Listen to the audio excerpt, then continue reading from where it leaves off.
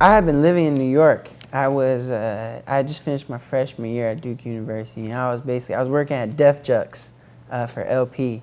And I was his intern then, so I was like doing his cat litter, like taking out his trash. And but shout outs to him. He was always like, when he heard my music, he was like, bro, you're gonna blow up.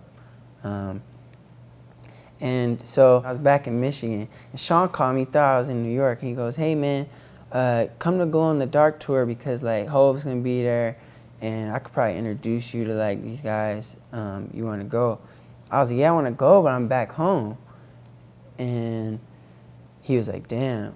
I was like, well, I should probably fly back, huh? And he was like, yeah, you should.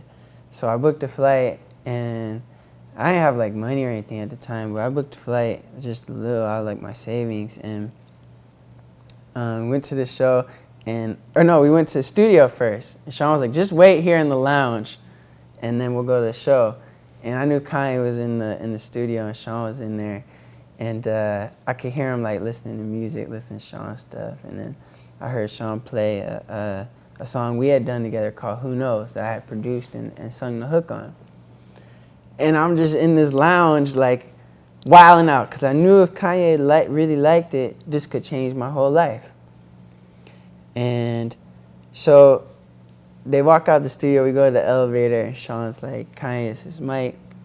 He's like, cool, man, nice to meet you. He's like, he did the song that you just heard. He's like, okay. I'm like, no one really said anything. So I was like, did you like it? And he was like, nah, not really, man. He's like, I'm sorry to like, he was like, maybe it could be on like someone else's album, like Lupe, but it's not right for Sean. And it simultaneously broke my heart and inspired me. I had to ride the elevator down with these guys. And the whole time I just couldn't wait to go back in the studio. And it wasn't something, I tell this story a lot because it wasn't something I had to think about.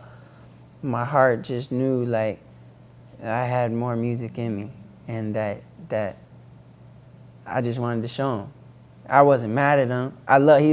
He's always cool. I met him before, he's always like a nice guy, and it inspired me so much. And then the second part of the story is I obviously like got signed, had like a couple big songs, and then I saw him 2 years later at an award show. Don C was like, yo, can you remember Mike Posner? He's like, oh, Mike Posner. He's like, man, I just want to tell you I really like some of your songs. And he didn't remember the first part of the story. I was like, bro, really? He was like, yeah. I tried to retell this story to him, and he was like, man, that's incredible.